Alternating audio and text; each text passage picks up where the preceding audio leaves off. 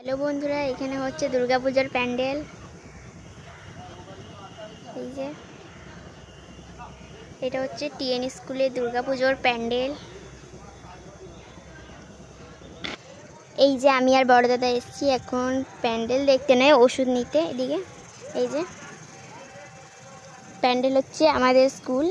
আগে আমি এই মাঠের একটা স্কুলে পড়তাম, এখন পড়ি না। এইখানে আছে সরস্বতী শিশু মন্দির, ওখানে আমি পড়তাম। এই যে এখানে এটা হচ্ছে তারকনাথ হাই স্কুলের টিএন স্কুল। এইখানের প্যান্ডেল এই যে আমার স্কুলটা। Bye bye.